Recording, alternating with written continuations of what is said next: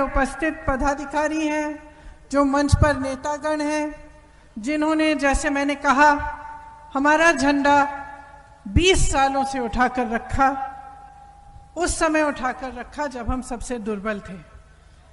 देखिए, आज पंडित नेहरू जी का जन्म दिवस है।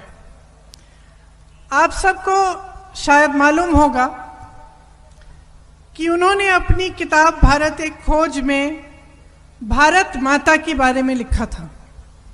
उन्होंने कहा था कि ये जो नारा है, भारत माता की जय, इसमें क्या क्या है।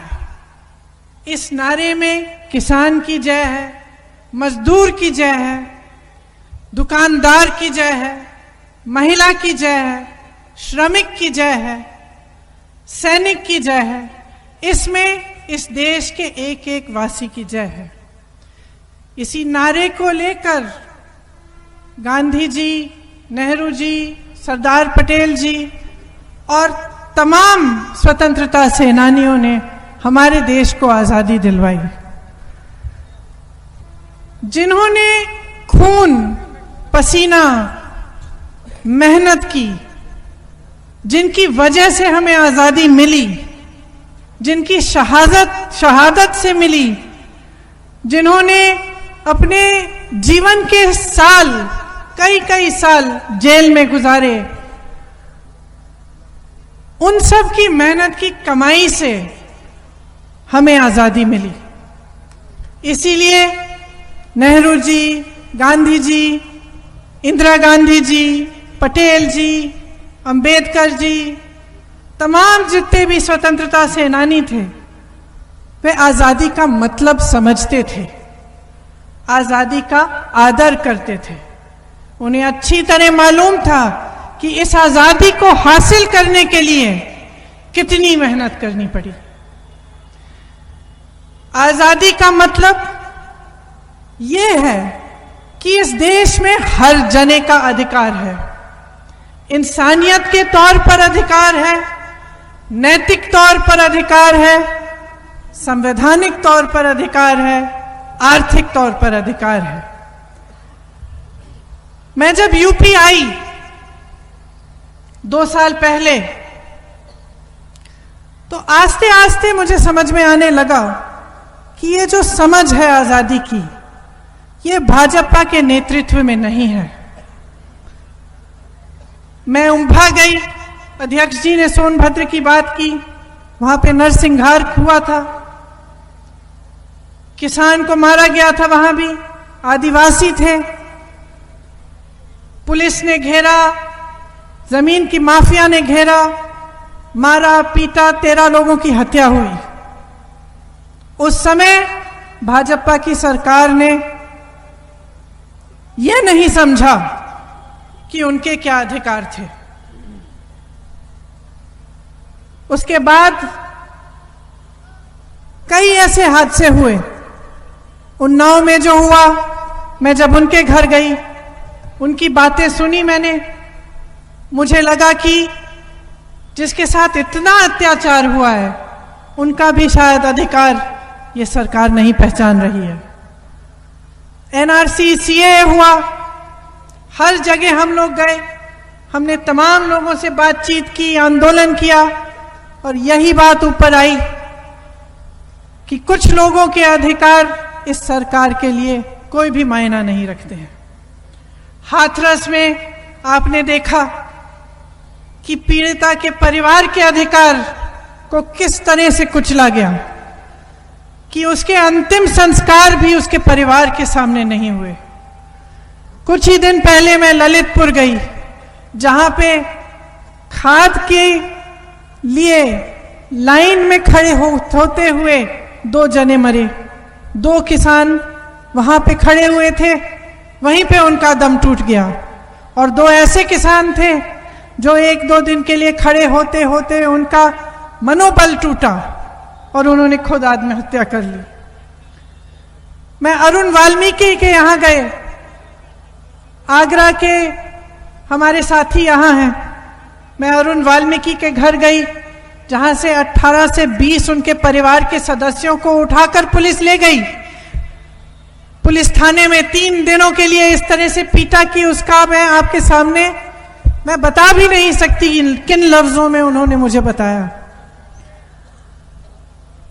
तो ये स्पष्ट हो गया है कि जिन्होंने आजादी के लिए मेहनत नहीं की, खून पसीना नहीं बहाया, वो आजादी का मतलब समझ नहीं पाते हैं, उसका आदर कर नहीं पाते हैं। देखिए, हर घर में भी यही होता है। घर में जो मेहनत करता है, कमाता है, जो घर की नींव डालता है, उस घर को बनाता है, वो एक अलग तरह से आदर करता है उस घर का। उसके आने वाली जो पीढ़ी होती है, जिसको मुफ्त में वो घर मिल जाता है, जिसने उतनी मेहनत नहीं की, जिसने खून पसीना नहीं बहाया, वो कभी कभी कम आदर करता है उसी घर का। उसी तरह से आज ये बहुत स्पष्ट हो गया है कि आजादी का आदर भाजपा का नेतृत्व नहीं करती। वे समझते हैं कि आजादी को अपने लिए समेट सकते हैं। किनके लिए? जिनके पास सत्ता है और उनके बड़े बड़े जो खरबपति मित्र हैं, जिनको वो इस पूरे देश की मेहनत को वे बेचना चाहते हैं उन्हें, और उनको सौंपना चाहते हैं। जिस भावना से ये देश बना, वो भावना कांग्रेस का एक एक पदाधिकारी, कांग्रेस का एक एक कार्यकर्ता ही समझ सकता है। बाबा साहेब अंबेडकर जी ने संविधान को इसी भावना से बनाया कि हम निर्माण करना चाहते हैं, हम कुछ बनाना चाहते हैं। समानता, अधिकार, वोट की ताकत बाबा साहेब अंबेडकर जी के संविधान ने हम सबको दी, और उसी संविधान के लिए गांधी जी, नेहरू जी और सारे स्वतंत्रता सेनानी, पटेल साहब सब लड़े। सरदार पटेल जी ने देश को एकजुट किया।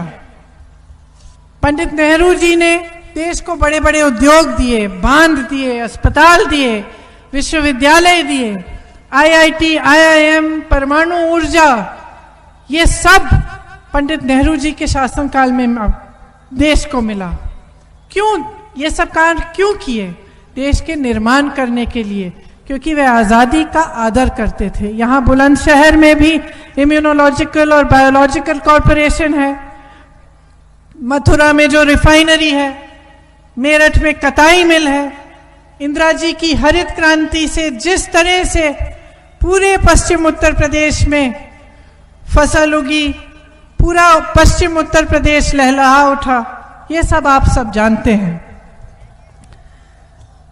सिर्फ विकास नहीं लाई कांग्रेस, भाईचारा भी बनाया, देश को मजबूत भी बनाया। लाइन में जो आखिरी अंतिम व्यक्ति था, उसका ध्यान देकर कांग्रेस की सारी नीतियां बनी। मनरेगा, सूचना का अधिकार, भोजन का अधिकार, ये सब किस लिए बनाई गई? ये सब जो सबसे कमजोर व्यक्ति था, उसके बारे में सोचकर बनाई गई। यही कांग्रेस है। कांग्रेस का एक बहुत पुराना नारा है, करो या मरो। इस नारे में कायरता की कोई जगह नहीं है, स्वार्थ की कोई जगह नहीं है। अपनी निजी महत्वाकांक्षा से बड़ी देश के लिए महत्वाकांक्षा है। इस नारे में धैर्य है, त्याग है, तपस्या की भावना है। मैं आज आपके सामने मेरे कांग्रेस के प्यारे कार्यकर्तागण, नेतागण, पदाधिकारी, मैं इस नारे को दोबारा जीवित करना चाहती हूं। मैं कहना चाहती हूं कि एक बार फिर वही समय आ गया है कि या तो करो या मरो। ये एक बहुत अलग तरह की लड़ाई है। आज इस देश में जनता से लूट हो रही है। आप किसी भी गली में जाएं, किसी भी मोहल्ले में जाएं, किसी गांव में जाएं, चाहे वो हिंदू हो, मुसलमान हो, सिख हो, बौद्ध हो, ईसाई हो, वह सिर्फ एक बात उसके लफ्ज पे है कि मुझे महंगाई से मारा जा रहा है, मेरी रोजी रोटी छीनी जा रही है, मैं कमा नहीं पा रहा हूं, मैं खा नहीं पा रहा हूं। आपने देखा कि लखीमपुर खीरी में किस तरह से किसानों को कुचला गया। आपने आगरा का मैंने मिसाल दिया, दलितों पर कितना अत्याचार हो रहा है, महिलाओं पर अत्याचार हो रहा है। इंसान की पहचान नहीं है, ये सरकार सिर्फ अपना वोट बैंक पहचान रही है। 70 साल लगे पेट्रोल को 70 रुपए के दाम पर आने के लिए और 7 सालों में 100 रुपए तक पहुंच गया है। डीजल का दाम देखिए, आपको ना गन्ने का दाम मिल रहा है, ना गेहूं का, ना धान का। बिजली की बड़ी बड़ी बिलें आ रही हैं, खाद नहीं मिलती, बीज नहीं मिलते, गैस सिलेंडर आपको पकड़ा दिए गए। आज क्या आप गैस सिलेंडर खरीद सकते हैं? उसको दोबारा से भरवा सकते हैं? छोटे छोटे जितने भी व्यापारी हैं, दुकानदार हैं, जीएसटी की वजह से उनको कितना नुकसान हुआ है, कोरोना की वजह से कितना नुकसान हुआ है। ये एक बहुत बड़ी लड़ाई है। ये सिर्फ कांग्रेस पार्टी की लड़ाई नहीं है, ये देश की लड़ाई है। और मैं आपको कहना चाह रही हूं कि इस प्रदेश में ना सपा लड़ रही है और ना बसपा लड़ रही है, सिर्फ कांग्रेस ही ये लड़ाई लड़ सकती है। जब जब संकट हुआ है पिछले 2 सालों में, तो आप सब सड़क पे निकले हैं, आपने मुद्दे उठाए हैं, आपने आंदोलन किया है। कोरोना हुआ, आप सड़क पे आए, आपने राहत पहुंचाई लोगों को, आपने मदद की, दवा की किट बांटे। जब जब आपने देखा कि जनता के सामने एक समस्या है, आप पीछे नहीं हटे। सपा के लोग कहां थे? बसपा के लोग कहां थे? उनके नेता कहां थे? क्या उन्नाव के लिए लड़े? क्या हाथरस के लिए लड़े? क्या लखीमपुर खीरी पहुंचे? लेकिन आप सब पहुंचे, आपने आवाज उठाई। और इसी तरह से अगर आप लड़ते रहेंगे तो निश्चित है कि हम जीतेंगे। लोगों की आदत बन गई है कि कहते हैं हाँ हाँ कांग्रेस प्रचार तो कर सकती है, सड़क पर आ जाएगी, लेकिन संगठन नहीं है कांग्रेस का। मैं गर्व से कहना चाहती हूं कि आज हमारा संगठन न्याय पंचायत और ग्राम पंचायत तक गठित हो रहा है। मैं गर्व से कहना चाहती हूं कि 50,000 से ऊपर पदाधिकारी प्रशिक्षण कर चुके हैं और 1-1.5 महीने में हम 2 लाख पदाधिकारियों का प्रशिक्षण करेंगे। और मैं सबसे ज्यादा गर्व से कहना चाहती हूं कि कांग्रेस के 18,700 से ज्यादा कार्यकर्ता और पदाधिकारी पिछले 1.5 साल में जेल जा चुके हैं और 3 दिन से 3 महीनों के लिए जेल में रहे हैं। हमारे अपने अध्यक्ष 28 दिनों के लिए कोरोना काल में जेल गए। मैं पूछना चाहती हूं कि सपा और बसपा के कितने पदाधिकारी, कितने कार्यकर्ता इन 1.5 सालों में जेल गए हैं? मैं पूछना चाहती हूं कि भाजपा की सरकार, उनके नेता सपा और बसपा पर आक्रमण क्यों नहीं करते? हमारी आस्था पर आक्रमण करते हैं, हमारी देशभक्ति पर आक्रमण करते हैं, हमारे नेताओं पर तरह तरह के आक्रमण करते हैं। सपा पर क्यों नहीं करते? बसपा पर क्यों नहीं करते? मैं पूछना चाहती हूं, क्योंकि लड़ नहीं रहे हैं। वो जानते हैं कि असली लड़ाई सिर्फ और सिर्फ कांग्रेस उत्तर प्रदेश में लड़ रही है।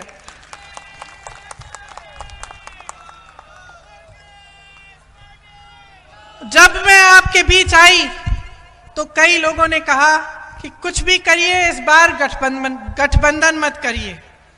मैं आपको आश्वासन देना चाहती हूं, हम सारी सीटों पे लड़ेंगे, अपने बल पे लड़ेंगे। अगर 40% टिकट महिलाओं को मिलेंगे तो उससे भी ज्यादा टिकट हमारे संगठन के लोगों को मिलेंगे। हम आपको खड़ा करेंगे, हम आपको आगे बढ़ाएंगे। हम यहां पर कांग्रेस को मजबूत करने आए हैं, क्योंकि कांग्रेस ही इस देश के लिए खड़ी है आज, क्योंकि कांग्रेस ही इस देश की सच्चाई सामने ला सकती है। कांग्रेस ही लड़ रही है। तो सबसे पहला हमारा लक्ष्य यह है कि हम अपनी पार्टी को मजबूत इसलिए करेंगे क्योंकि हमको इस प्रदेश से महंगाई मिटानी है, इस प्रदेश से अराजकता मिटानी है, हमें इस प्रदेश में लोकतंत्र दोबारा स्थापित करना है, जिसके जरिए आप सबके अधिकार मजबूत बने और जन जन का अधिकार पहचाना जाए। जहां सबने हमें कहा कि कुछ नहीं हो सकता, सबने कहा, जब मैं प्रभारी बनी तो मेरे ख्याल से कोई भी ऐसा राष्ट्र नेता नहीं होगा जिसने मुझे कहा कि दीदी आप यहां से निकल जाओ। सब आए मेरे पास। उत्तर प्रदेश के भी कुछ लोग हमारे साथ जो काम करते हैं उन्होंने भी कहा, लेकिन हमने यहां से एक शुरुआत की है। जहां सबने कहा था कि कोई आशा नहीं है, वहां पर हमने और आपने मिलकर आशा जगाई है। सबसे बड़ी भूमिका आपकी है। आपने जो 1.5 साल में किया है, आपने साबित किया है कि जो कांग्रेस का कार्यकर्ता है जब अपना मन बना लेता है तो कितनी भी मुश्किल परिस्थितियां हो, कितनी भी मुश्किल स्थिति में हो, वो उठेगा, खड़े होगा, अपनी पार्टी का, अपने देश का झंडा ऊंचा रहेगा और लड़ेगा। तो इसी भावना से मैं आपसे कहना चाहती हूं, मात्र 3 महीने बचते हैं, उससे भी कम। रुकिए मत, डरिए मत, झुकिए मत, मजबूती से आप आगे बढ़िए। मैं आपके साथ खड़ी हूं, मैं यहां लड़ने आई हूं, आपकी लड़ाई लड़ने आई हूं, उत्तर प्रदेश की जनता की लड़ाई लड़ने आई हूं।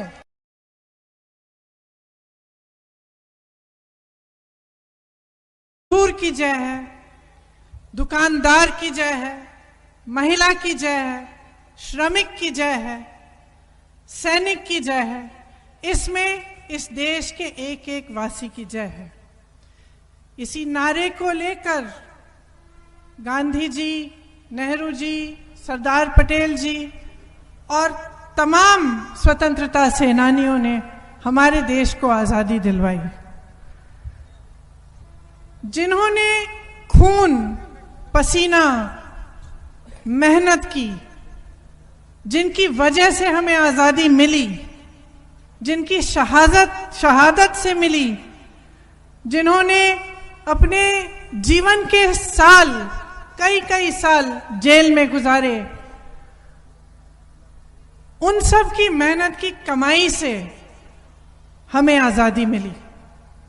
इसीलिए नेहरू जी, गांधी जी, इंदिरा गांधी जी, पटेल जी, अंबेडकर जी, तमाम जितने भी स्वतंत्रता सेनानी थे, वे आजादी का मतलब समझते थे, आजादी का आदर करते थे। उन्हें अच्छी तरह मालूम था कि इस आजादी को हासिल करने के लिए कितनी मेहनत करनी पड़ी। आजादी का मतलब यह है कि इस देश में हर जने का अधिकार है, इंसानियत के तौर पर अधिकार है, नैतिक तौर पर अधिकार है, संवैधानिक तौर पर अधिकार है, आर्थिक तौर पर अधिकार है। मैं जब यूपी आई 2 साल पहले, तो आस्ते आस्ते मुझे समझ में आने लगा कि ये जो समझ है आजादी की, ये भाजपा के नेतृत्व में नहीं है। मैं उम्भा गई, अध्यक्ष जी ने सोनभद्र की बात की, वहां पे नरसंहार हुआ था, किसान को मारा गया था, वहां भी आदिवासी थे, पुलिस ने घेरा, जमीन की माफिया ने घेरा, मारा पीटा, 13 लोगों की हत्या हुई। उस समय भाजपा की सरकार ने यह नहीं समझा कि उनके क्या अधिकार थे। उसके बाद कई ऐसे हादसे हुए। उन्नाव में जो हुआ, मैं जब उनके घर गई, उनकी बातें सुनी मैंने, मुझे लगा कि जिसके साथ इतना अत्याचार हुआ है, उनका भी शायद अधिकार ये सरकार नहीं पहचान रही है। एनआरसी, सीएए हुआ, हर जगह हम लोग गए, हमने तमाम लोगों से बातचीत की, आंदोलन किया, और यही बात ऊपर आई कि कुछ लोगों के अधिकार इस सरकार के लिए कोई भी मायना नहीं रखते हैं।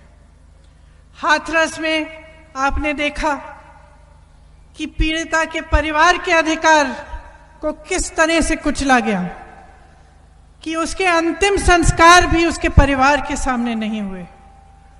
कुछ ही दिन पहले मैं ललितपुर गई, जहां पे खाद के लिए लाइन में खड़े होते हुए 2 जने मरे। 2 किसान वहां पे खड़े हुए थे, वहीं पे उनका दम टूट गया। और 2 ऐसे किसान थे जो 1-2 दिन के लिए खड़े होते होते उनका मनोबल टूटा और उन्होंने खुद आत्महत्या कर ली। मैं अरुण वाल्मीकि के यहाँ गए, आगरा के हमारे साथी यहाँ हैं। मैं अरुण वाल्मीकि के घर गई, जहां से 18 से 20 उनके परिवार के सदस्यों को उठाकर पुलिस ले गई। पुलिस थाने में 3 दिनों के लिए इस तरह से पीटा कि उसका मैं आपके सामने मैं बता भी नहीं सकती किन लफ्जों में उन्होंने मुझे बताया। तो ये स्पष्ट हो गया है कि जिन्होंने आजादी के लिए मेहनत नहीं की, खून पसीना नहीं बहाया, वो आजादी का मतलब समझ नहीं पाते हैं, उसका आदर कर नहीं पाते हैं। देखिए, हर घर में भी यही होता है। घर में जो मेहनत करता है, कमाता है, जो घर की नींव डालता है, उस घर को बनाता है, वो एक अलग तरह से आदर करता है उस घर का। उसके आने वाली जो पीढ़ी होती है, जिसको मुफ्त में वो घर मिल जाता है, जिसने उतनी मेहनत नहीं की, जिसने खून पसीना नहीं बहाया, वो कभी कभी कम आदर करता है उसी घर का।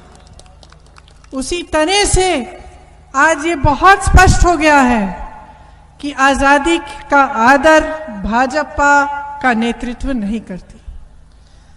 वे समझते हैं कि आजादी को अपने लिए समेट सकते हैं। किनके लिए? जिनके पास सत्ता है और उनके बड़े बड़े जो खरबपति मित्र हैं, जिनको वो इस पूरे देश की मेहनत को वे बेचना चाहते हैं उन्हें और उनको सौंपना चाहते हैं। जिस भावना से ये देश बना, वो भावना कांग्रेस का एक एक पदाधिकारी, कांग्रेस का एक एक कार्यकर्ता ही समझ सकता है।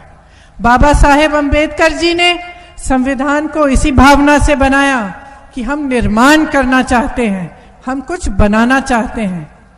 समानता, अधिकार, वोट की ताकत बाबा साहेब अंबेडकर जी के संविधान ने हम सबको दी, और उसी संविधान के लिए गांधी जी, नेहरू जी और सारे स्वतंत्रता सेनानी, पटेल साहब सब लड़े। सरदार पटेल जी ने देश को एकजुट किया। पंडित नेहरू जी ने देश को बड़े बड़े उद्योग दिए, बांध दिए, अस्पताल दिए, विश्वविद्यालय दिए, आईआईटी, आईआईएम, परमाणु ऊर्जा, ये सब पंडित नेहरू जी के शासनकाल में देश को मिला। क्यों ये सब कार्य क्यों किए? देश के निर्माण करने के लिए, क्योंकि वे आजादी का आदर करते थे। यहाँ बुलंदशहर में भी इम्यूनोलॉजिकल और बायोलॉजिकल कॉरपोरेशन है, मथुरा में जो रिफाइनरी है, मेरठ में कताई मिल है। इंदिरा जी की हरित क्रांति से जिस तरह से पूरे पश्चिम उत्तर प्रदेश में फसल उगी, पूरा पश्चिम उत्तर प्रदेश लहलहा उठा, ये सब आप सब जानते हैं। सिर्फ विकास नहीं लाई कांग्रेस, भाईचारा भी बनाया, देश को मजबूत भी बनाया। लाइन में जो आखिरी अंतिम व्यक्ति था, उसका ध्यान देकर कांग्रेस की सारी नीतियां बनी। मनरेगा, सूचना का अधिकार, भोजन का अधिकार, ये सब किस लिए बनाई गई? ये सब जो सबसे कमजोर व्यक्ति था, उसके बारे में सोचकर बनाई गई। यही कांग्रेस है। कांग्रेस का एक बहुत पुराना नारा है, करो या मरो। इस नारे में कायरता की कोई जगह नहीं है, स्वार्थ की कोई जगह नहीं है। अपनी निजी महत्वाकांक्षा से बड़ी देश के लिए महत्वाकांक्षा है। इस नारे में धैर्य है, त्याग है, तपस्या की भावना है। मैं आज आपके सामने मेरे कांग्रेस के प्यारे कार्यकर्तागण, नेतागण, पदाधिकारी, मैं इस नारे को दोबारा जीवित करना चाहती हूं। मैं कहना चाहती हूं कि एक बार फिर वही समय आ गया है कि या तो करो या मरो। ये एक बहुत अलग तरह की लड़ाई है। आज इस देश में जनता से लूट हो रही है। आप किसी भी गली में जाएं, किसी भी मोहल्ले में जाएं, किसी गांव में जाएं, चाहे वो हिंदू हो, मुसलमान हो, सिख हो, बौद्ध हो, ईसाई हो, वह सिर्फ एक बात उसके लफ्ज पे है कि मुझे महंगाई से मारा जा रहा है, मेरी रोजी रोटी छीनी जा रही है, मैं कमा नहीं पा रहा हूं, मैं खा नहीं पा रहा हूं। आपने देखा कि लखीमपुर खीरी में किस तरह से किसानों को कुचला गया। आपने आगरा का मैंने मिसाल दिया, दलितों पर कितना अत्याचार हो रहा है, महिलाओं पर अत्याचार हो रहा है। इंसान की पहचान नहीं है, ये सरकार सिर्फ अपना वोट बैंक पहचान रही है। 70 साल लगे पेट्रोल को 70 रुपए के दाम पर आने के लिए और 7 सालों में 100 रुपए तक पहुंच गया है। डीजल का दाम देखिए, आपको ना गन्ने का दाम मिल रहा है, ना गेहूं का, ना धान का। बिजली की बड़ी बड़ी बिलें आ रही हैं, खाद नहीं मिलती, बीज नहीं मिलते, गैस सिलेंडर आपको पकड़ा दिए गए। आज क्या आप गैस सिलेंडर खरीद सकते हैं? उसको दोबारा से भरवा सकते हैं? छोटे छोटे जितने भी व्यापारी हैं, दुकानदार हैं, जीएसटी की वजह से उनको कितना नुकसान हुआ है, कोरोना की वजह से कितना नुकसान हुआ है। ये एक बहुत बड़ी लड़ाई है। ये सिर्फ कांग्रेस पार्टी की लड़ाई नहीं है, ये देश की लड़ाई है। और मैं आपको कहना चाह रही हूं कि इस प्रदेश में ना सपा लड़ रही है और ना बसपा लड़ रही है, सिर्फ कांग्रेस ही ये लड़ाई लड़ सकती है। जब जब संकट हुआ है पिछले 2 सालों में, तो आप सब सड़क पे निकले हैं, आपने मुद्दे उठाए हैं, आपने आंदोलन किया है। कोरोना हुआ, आप सड़क पे आए, आपने राहत पहुंचाई लोगों को, आपने मदद की, दवा की किट बांटे। जब जब आपने देखा कि जनता के सामने एक समस्या है, आप पीछे नहीं हटे। सपा के लोग कहां थे? बसपा के लोग कहां थे? उनके नेता कहां थे?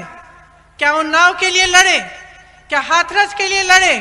क्या लखीमपुर खीरी पहुंचे? लेकिन आप सब पहुंचे, आपने आवाज उठाई। और इसी तरह से अगर आप लड़ते रहेंगे तो निश्चित है कि हम जीतेंगे।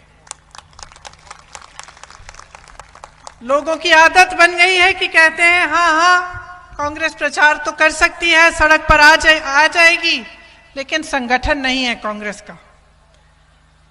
मैं गर्व से कहना चाहती हूं कि आज हमारा संगठन न्याय पंचायत और ग्राम पंचायत तक गठित हो रहा है।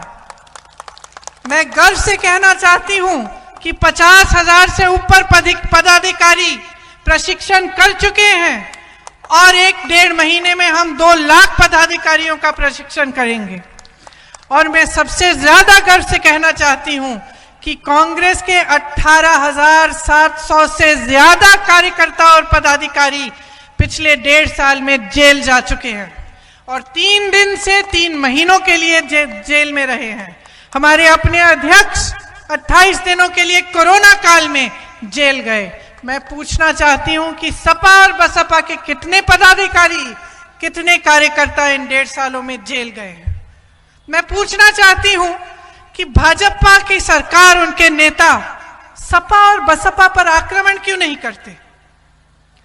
हमारी आस्था पर आक्रमण करते हैं, हमारी देशभक्ति पर आक्रमण करते हैं, हमारे नेताओं पर तरह तरह के आक्रमण करते हैं। सपा पर क्यों नहीं करते? बसपा पर क्यों नहीं करते? मैं पूछना चाहती हूं, क्योंकि लड़ नहीं रहे हैं। वो जानते हैं कि असली लड़ाई सिर्फ और सिर्फ कांग्रेस उत्तर प्रदेश में लड़ रही है।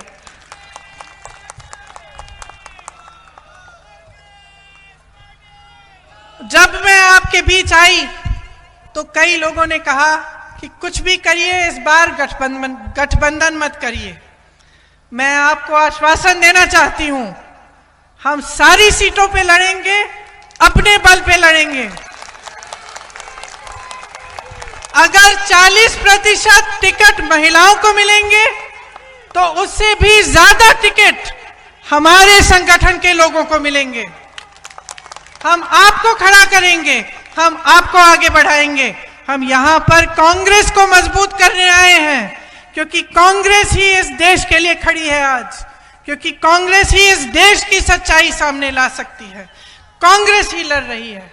तो सबसे पहला हमारा लक्ष्य यह है कि हम अपनी पार्टी को मजबूत इसलिए करेंगे क्योंकि हमको इस प्रदेश से महंगाई मिटानी है, इस प्रदेश से अराजकता मिटानी है, हमें इस प्रदेश में लोकतंत्र दोबारा स्थापित करना है, जिसके जरिए आप सबके अधिकार मजबूत बने और जन जन का अधिकार पहचाना जाए।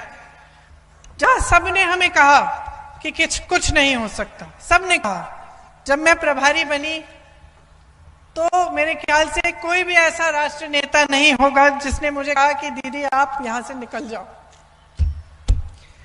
सब आए मेरे पास।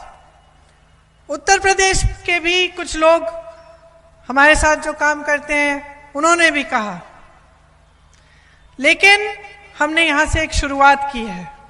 जहां सबने कहा था कि कोई आशा नहीं है, वहां पर हमने और आपने मिलकर आशा जगाई है। सबसे बड़ी भूमिका आपकी है। आपने जो 1.5 साल में किया है, आपने साबित किया है कि जो कांग्रेस का कार्यकर्ता है जब अपना मन बना लेता है तो कितनी भी मुश्किल परिस्थितियां हो, कितनी भी मुश्किल स्थिति में हो, वो उठेगा, खड़े होगा, अपनी पार्टी का, अपने देश का झंडा ऊंचा रहेगा और लड़ेगा। तो इसी भावना से मैं आपसे कहना चाहती हूं, मात्र 3 महीने बचते हैं, उससे भी कम। रुकिए मत, डरिए मत, झुकिए मत, मजबूती से आप आगे बढ़िए। मैं आपके साथ खड़ी हूं, मैं यहां लड़ने आई हूं, आपकी लड़ाई लड़ने आई हूं, उत्तर प्रदेश की जनता की लड़ाई लड़ने आई हूं।